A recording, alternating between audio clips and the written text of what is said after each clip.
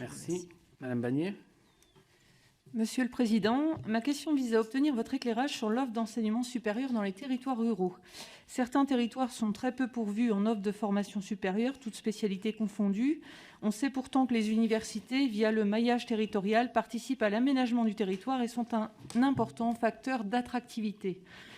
Quelles seraient, selon vous, les perspectives d'avenir s'agissant de l'offre en enseignement supérieur dans les territoires ruraux, y compris via les campus connectés ? La deuxième partie de ma question est liée et concerne plus particulièrement les études de santé. Outre la réforme récente, la lutte contre les déserts médicaux passe aussi par une meilleure répartition géographique de nos étudiants en santé.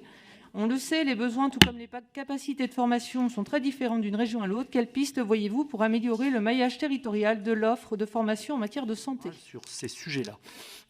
Vous avez été plusieurs à évoquer les territoires ruraux et les campus connectés, et puis à faire un lien aussi avec le maillage pour les formations de santé. Alors sur les campus connectés, je pense que le système est en train de se déployer, et je crois que ça se fait, effectivement, la question a été posée en lien avec les universités, c'est une excellente chose.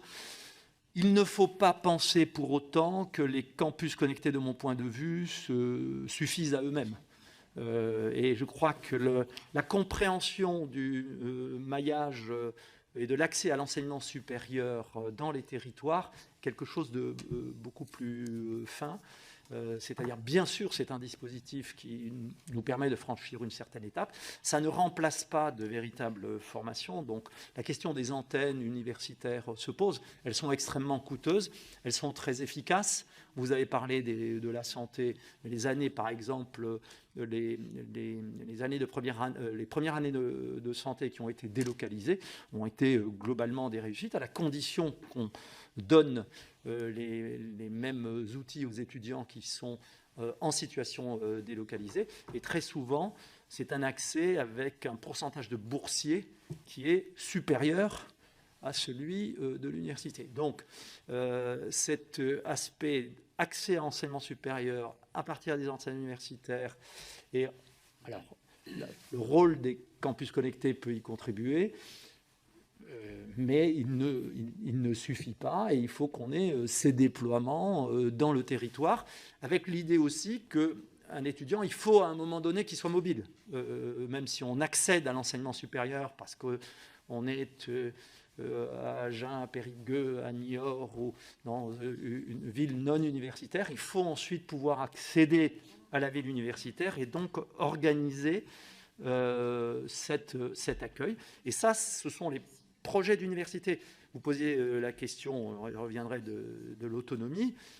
Ça doit faire partie des projets stratégiques des universités, et on doit pouvoir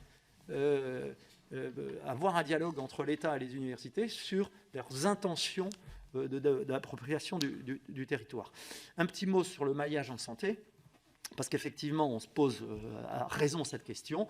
Il y a deux éléments de réponse. D'abord, je ne crois pas que l'entrée en première année de santé suffise à couvrir le maillage territorial. Ça, c'est de mon point de vue...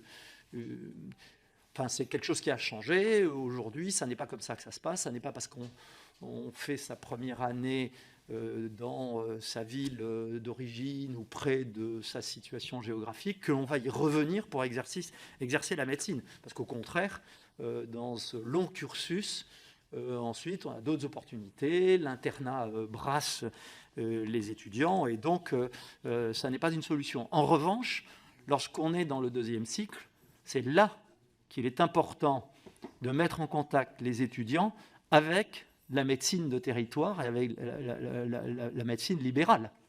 Parce que si vous formez un étudiant et que dans son cursus, la seule chose qu'il a connue, c'est l'hôpital universitaire, il peut être attiré par l'hôpital universitaire, encore que les chiffres là nous montrent que la situation difficile des hôpitaux n'est pas un facteur d'attraction des étudiants. Mais si vous ne le mettez pas dans des situations d'exercice médical dans ces zones-là, avec les nouvelles formes de centres médicaux, avec un lien avec l'université. Alors, ça rejoint mes remarques sur le CHU.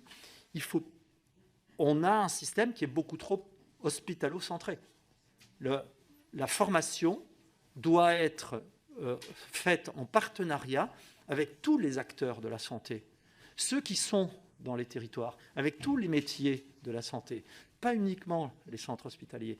Et ça, c'est à mon avis l'outil, un des outils essentiels qui nous permettrait peut-être de contrer la désertification, avec une limite cependant qui est celle du financement, de la façon dont on finance. Je crois que c'est vous qui avez évoqué la nécessité d'avoir plus d'enseignants de médecine. Absolument, parce que le nombre est en train de diminuer. Il y en a qui perdent leur vocation. Et aujourd'hui, il y a un paradoxe. C'est que dans certains territoires de santé, ceux qui sont les plus désertifiés, ce sont ceux qui ont des petites facs de médecine. Vous ne pouvez pas uniquement décréter que vous augmentez le numerus clausus en lien avec l'ARS, et si vous n'avez pas derrière l'encadrement qui permet de former.